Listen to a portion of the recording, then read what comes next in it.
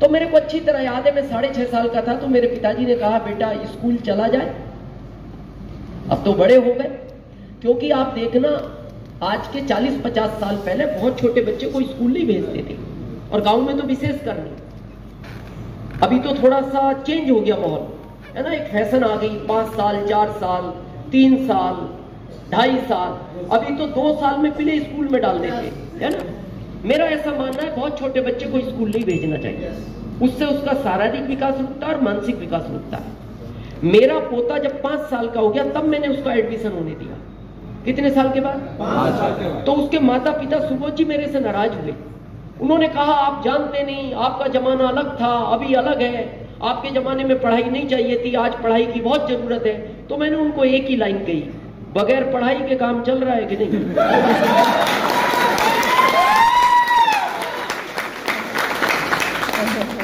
ये कितना भी बड़ा ऑफिसर बन जाए, ये मेरी बराबर पैसा नहीं कमा सकता, ये कमा ही नहीं सकता। ये कितना भी बड़ा ऑफिसर बन जाए, ज्यादा ज्यादा क्या होगा, इसको ज्वाइन करेगा 75,000 सैलरी हो जाएगी, 1 लाख हो जाएगी। तो 1 लाख तो मैं टैक्स देता हूं महीने का गवर्नमेंट को, तो क्या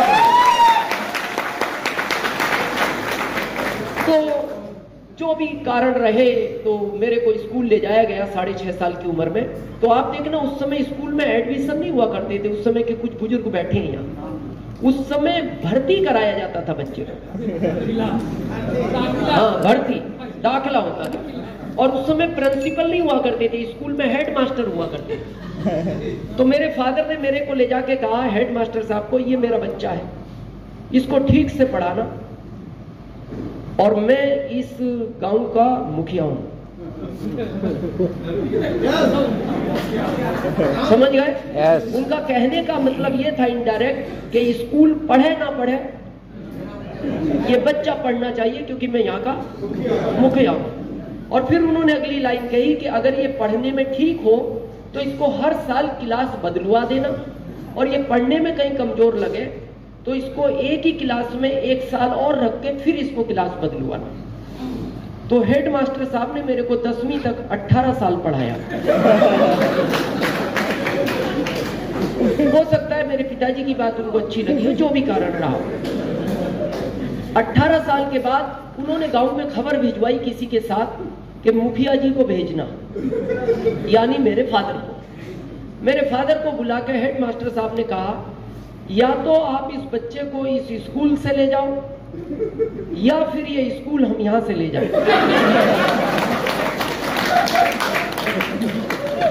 ये ताली बजाने लायक बात नहीं है।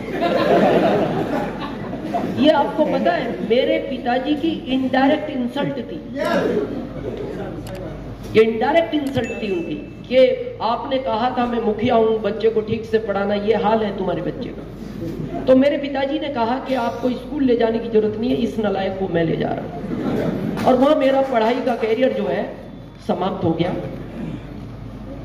मैंने मेरी माँ को कहा क्या करें। मेरी माँ ने कहा बेटा खेती तो तू कर नहीं पाएगा, क्योंकि खेती में थोड़ा सा मजबूत आदमी चाहिए। अभी तो मैं थोड़ा न्यूट्रिशन खा के ठीक हो गया, पहले मैं बहुत कमजोर था, मतलब इतना कमजोर था आप एक लाइन में ये समझ सकते हो कि जब बहुत तेज हवाएं चलती थी तो मेरी माँ बाहर निकल के देखती थी बच्चा बाहर तो नहीं खेल रहा, और जब उसको मैं बाहर नहीं दिखता था तो उसको लगता था कहीं ना कहीं सेफ है। तो मेरी माँ ने कहा बेटा तेरे से खेती तो नहीं होगी, तू कोई छोटा सा नौकरी कर, और नौकरी बहुत छोटा कर, चाहे पैसे कितने भी कमाए, लेकिन मेहनत नहीं होनी चाहिए, क्योंकि तू मेहनत नहीं कर पाएगा। तो मैंने अपनी मार्कशीट 6 साल तक यूपी गवर्नमेंट को दिखाई। तो लास्ट में एक अधिकारी मिले, मेरी मार्कशीट देखने के बाद बोले इस मार्कशीट को लेके कितने टाइम से तुम घूम रहे हो इस राज्य में। मैंने कहा सर मैं 6 साल हो गए, बहुत परेशान हूं सर, आप तो ध्यान से देखो। तो उन्होंने ध्यान से देखने के बाद कहा कि इस मार्कशीट को तू ऐसी जगह रख जो आज के बाद तेरे को भी दिखाई ना दे, क्योंकि ये किसी काम की नहीं है, तू अपना टाइम ही खराब कर रहा है। तो मैंने मेरी माँ को कहा माँ जॉब तो नहीं मिलेगा। तो मेरी माँ ने कहा फिर क्या करोगे। तो मैं 1995 में एमपी चला गया, क्योंकि आदमी को अपने एरिया में छोटा काम करने में शर्म महसूस होती है। बाहर जाके वो थोड़े पैसों में काम करेगा, लेकिन वो काम करता है, उसको शर्म महसूस नहीं होती क्योंकि मेरा वाला कोई देख नहीं रहा। तो मैं 99-5 में एमपी चला गया। एमपी जाने के बाद एमपी गवर्नमेंट ने मेरे को जॉब दिया 2075 का, और मैं इसलिए थैंक्स देता हूं एमपी गवर्नमेंट को, वो 10वीं फेल वालों को ध्यान रखती है। उस जॉब को मैं कर ही रहा था कि एक दिन मैं अपने ऑफिस में इंटर हुआ, तो मेरे बॉस को कोई आरसीएम समझा रहा था। किसको? बॉस को, यानी मेरे सीनियर को।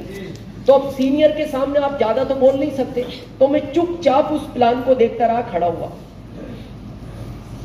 प्लान खत्म होने के बाद वो दिखाने वाला व्यक्ति चला गया, तो मैंने मेरे बॉस को पूछा, सर ये काम किस तरह का है?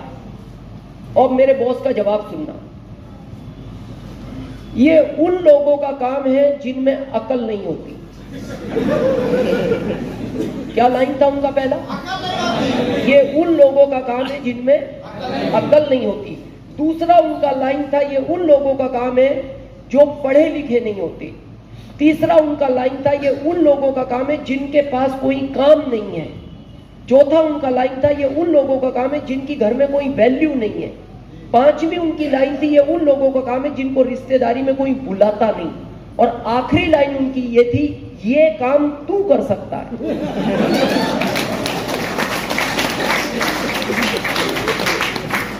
मतलब क्या था इसका? कि ये सारे गुण तेरे में पाए जाते हैं, इसलिए तू कर सकता है। तो मैंने उनको जवाब दिया, हाँ सर मैं करूंगा, और मैंने किया उसी समय स्टार्ट। लेकिन आपको आश्चर्य बताऊं, 3 साल पहले वो भी ज्वाइन हुए।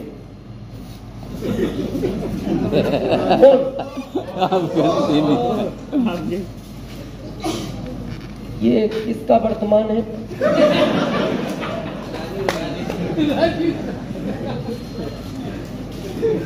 थोड़ा ध्यान रखें, जिसका भी वर्तमान में, ये आपका भविष्य बिगाड़ सकता है और कुछ नहीं। थोड़ा सा प्लीज अगली रो वाले ध्यान रखें। तो 3 साल पहले वो ज्वाइन हुए सुबोध जी, तो मैंने उनको वो लाइनें याद दिलाई। मैंने कहा सर आरसीएम ज्वाइन तो कर रहे हो, लेकिन ये उन लोगों का काम है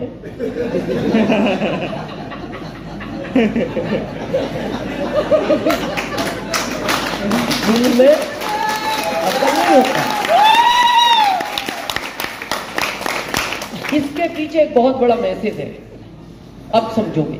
जो लोग आज भी आरसीएम में टाइम पास कर रहे हैं, जो लोग आज भी इसको करना नहीं चाहते, जो लोग आज भी इसके प्रति सीरियस नहीं है, जो लोग आज भी सोच रहे हैं कि मैं 2 साल बाद शुरू कर लूंगा, ये उन लोगों के लिए मैसेज है। जब मैंने उनको कहा कि सर याद करो वो 5 लाइनें जो आपने आरसीएम ज्वाइन करते टाइम मेरे को कही थी और आप इसको ज्वाइन करने जा रहे हो, उनका जवाब सुनना। उन्होंने कहा दिनेश मैं अच्छी तरह जानता हूं, शायद उन लाइनों ने मेरा जीवन खराब कर दिया। मैंने कहा क्यों? बोले अगर वो लाइनें नहीं बोलता तो आरसीएम तो पहले मेरे पास आया था ना। जॉब में मैं तेरा बॉस था, लेकिन उन लाइनों की वजह से आरसीएम में तू मेरा बॉस है।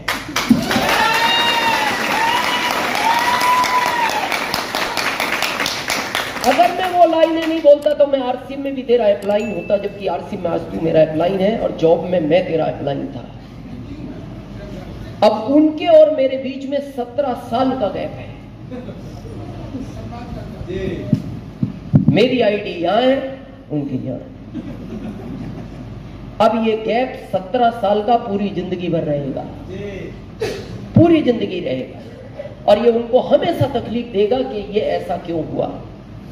तो आप इस गैप को मत लेना कभी, नहीं तो आने वाली पीढ़ियां। अभी सरवन जी एक बात कह रहे थे, इस बिजनेस को करने का कारण होना चाहिए, क्यों करना है। मैं बताऊं कारण क्यों करना चाहिए। जो लोग आज भी सोच रहे हैं, बहाना बनाते हैं, सर ठीक है मेरी लाइफ अच्छी चल रही है, कोई अच्छी नहीं है। आप अपने परिवार से तो पूछो, वो आपके साथ रह के लाइफ अच्छी निकाल रहा है कि नहीं। आपकी अच्छी चल रही है उससे मतलब नहीं है।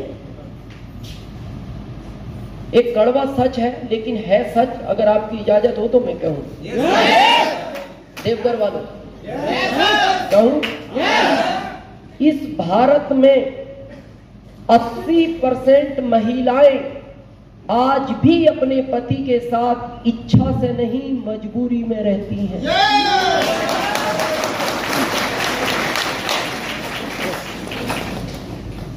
ये बहुत बड़ा कड़वा सच है। तो वो इच्छा से नहीं, मजबूरी में रहती है। और फिर आप कह रहे हो क्या जरूरत है आरसीएम की? अरे उस पत्नी से तो पूछो। और क्यों रहती है? भारत के संस्कारों में बनी है। एक बेटी की जब आप शादी करते हो ना, तो बार बार देखना माता पिता उसको एक ही बार बात बोलते हैं, एक ही बात को रिपीट करते हैं बार बार, बेटा कुछ भी हो रहना वहीं है। इसलिए वो रहती है, वो मजबूरी है उसकी, क्योंकि माता पिता ने बोल दिया कुछ भी हो रहना वहीं है। अगर उसको शादी के टाइम ऑप्शन दे दिया जाता कि जब तक अच्छा लगे रहना, नहीं लगे तो छोड़ के बाहर आना। आपको क्या लगता है आप में 80% लोग सिंगल होते आज? और ये पता है मैं बात क्यों कह रहा हूं? मैं भुक्तभोगी हूं।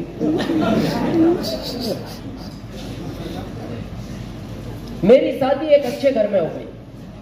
यू नो अच्छा घर, पैसे वाला।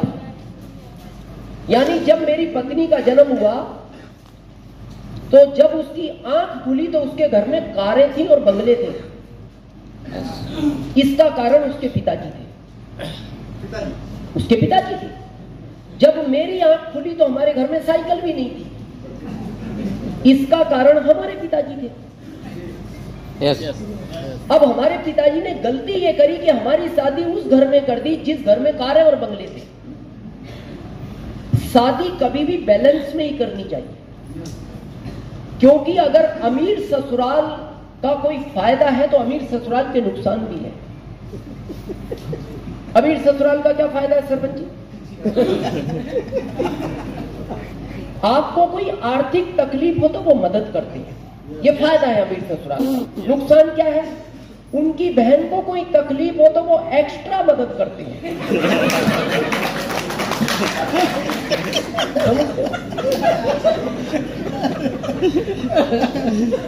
इसीलिए कभी भी अगर गलती से अमीर ससुराल मिल जाए तो वो पास में नहीं होनी चाहिए, वो डिस्टेंस से होनी चाहिए, दूरी होना चाहिए। पता है क्यों?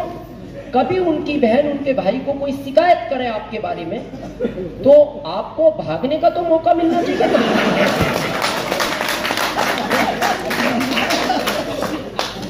इसीलिए मैंने भविष्य देखते हुए राज्य बदल लिया। ससुराल मेरी यूपी की है और मैं शिफ्ट हो गया एमपी, 1500 किलोमीटर दूर। जो लोग इसमें टाइम पास कर रहे हैं मैं उनके लिए कहना चाहता हूं, मैंने आरसीएम में टाइम पास नहीं किया। मेरा रिकॉर्ड पूछना आप कंपनी से। मैंने जब आरसीएम शुरू किया मेरे पहले महीने की इनकम थी 416। प्रोडक्ट कितने थे? एक। कपड़ा, वो भी पैंट पीस, केवल पैंट पीस। तो जब हम लोगों को वो पैंटे देते थे तो लोग हमसे पूछते थे सर शर्टों का क्या करेंगे?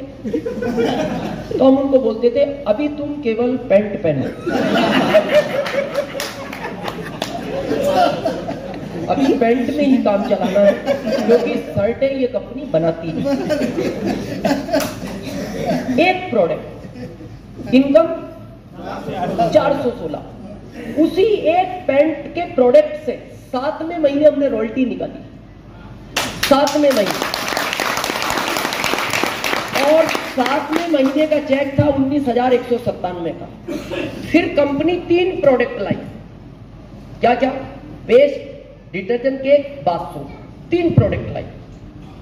उन 3 प्रोडक्ट में हमने टेक्निकल निकाला 15वें महीने, और टेक्निकल का हमारा चेक था टीडीएस काट के 1,52,000 का।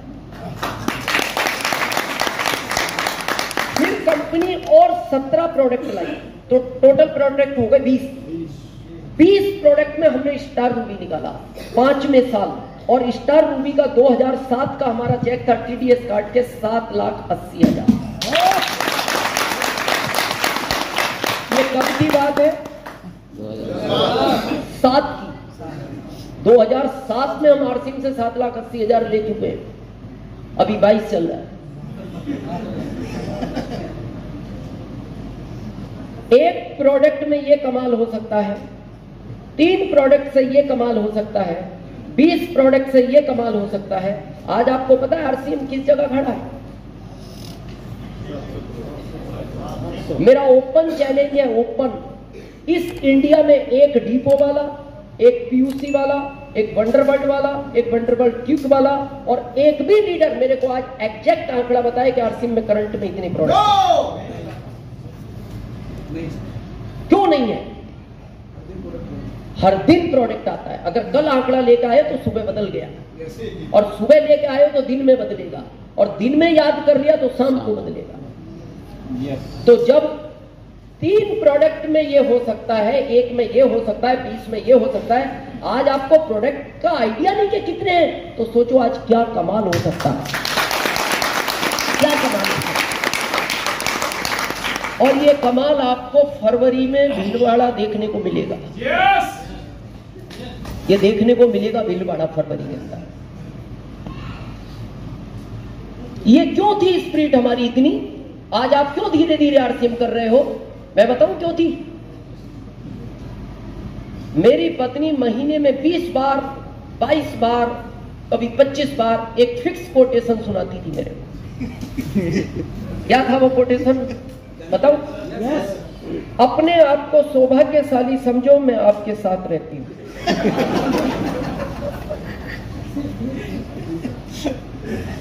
उसकी गलती नहीं थी। आदमी जब गरीबी से अमीरी की तरफ चलता है तो वो खुश होता है, लेकिन जो आदमी अमीरी से गरीबी की तरफ जाता है उसको तकलीफ होती है। तो मैं अपने जीवन में खुश ही इसलिए था, मैं तो नीचे से गुजर जा रहा था। उसको दुख इस बात का होता था वो वहां से इधर आ रही। जिसके घर में कार बंगले, वो 2075 सैलरी में साथ में रह रही, तो वो एक ही बात बोलती थी, अपने आप को सौभाग्यशाली समझो, मैं आपके साथ रहती। ये लाइन सुनना कभी पत्नी के मुंह से, बहुत सुकून मिलता है।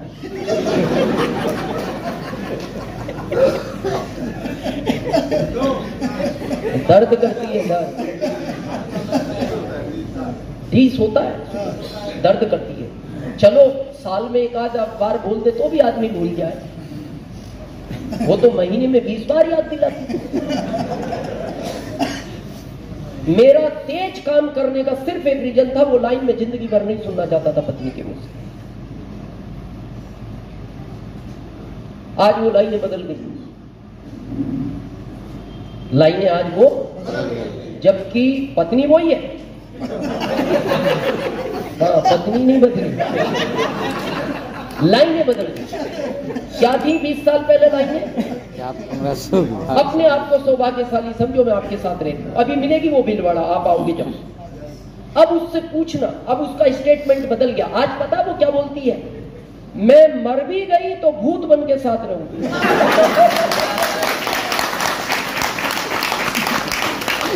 क्यों भाई, बन क्या? तुम तो रहना ही नहीं चाहती, अब भूत बन के भी साथ रहोगी। क्या हो गया ऐसा 20 साल में? मैं बताऊं क्या हो गया। 20 साल पहले जॉब मेरे साथ था, अभी आरसीएम मेरे साथ है। तो जो लोग अभी भी बड़ा धीरे धीरे आरसीएम कर रहे हैं, टाइम पास कर रहे हैं, सीरियस नहीं है, तो मैं आपसे पूछना चाहता हूं, आप भी उन्हीं लाइनों का इंतजार कर रहे हो क्या सुनने का? कि पत्नी सुनाए तो हम भी अपनी स्पीड बढ़ाएं, और सुनाएगी और निकलने दो 5-7 साल। पत्नी, और पत्नी ने नहीं सुनाया तो बच्चे गारंटेड सुनाएंगे। आज ही पता है बच्चे क्या बोलते हैं? यहाँ बहुत सारे माता पिता बैठे होंगे। आज पता है बच्चा क्या बोलता है अपने माता पिता को? आपने मेरे लिए क्या ही क्या है। एक पिता अच्छा नहीं पहनता, बच्चे को पहनाता है, अच्छा नहीं खाता, बच्चे को खिलाता है, तब भी बच्चा बोलता है आपने मेरे लिए क्या किया है। दर्द होता है पिता को, तो पिता एक दिन उस दर्द को जब सहन नहीं कर पाता तो वो बोलता है बेटा क्यों नहीं किया, मेरी हैसियत से बढ़ के किया है तुम्हारे लिए तो मैंने। तो फिर वो बच्चा बोलता है क्या नया किया, ये तो दुनिया करती है। और सोचो अगर ये नहीं किया, और वो बच्चा जब 20-25 साल 30 साल का होगा तो वो आपसे एक प्रश्न पूछेगा, पापा ये जो पड़ोसी का 5 करोड़ का बंगला है, इसमें जो 1 करोड़ की कार खड़ी रहती है, ये आदमी काम क्या करता है? जवाब नहीं दे पाओगे बच्चे को, आवाज ही बदल जाएगी।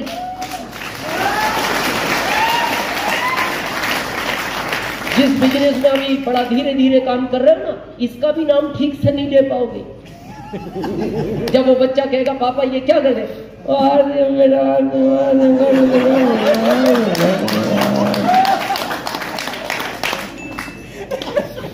तो वो पूछेगा ये आरसीएम क्या है पापा? बोले बेटा कुछ नहीं, दुकान बदलनी थी और लोगों की बदलवाने में मदद करनी थी। तो बोले पापा मदद का काम तो अच्छा था। बोले हाँ काम अच्छा था, और अपनी बदलनी थी। हाँ अपनी बदलनी थी। तो पापा इतनी सी बात समझ में नहीं आई आपके? आपको इसका पता नहीं लगा आरसीएम का? तो आप कहोगे बेटा नहीं नहीं मैं तो मीटिंग में ही गया था। बोले मीटिंग सुन के भी आपने नहीं किया? तो वो अगली लाइन पता है क्या बोलेगा? ये ठीक से काम नहीं करता था क्या?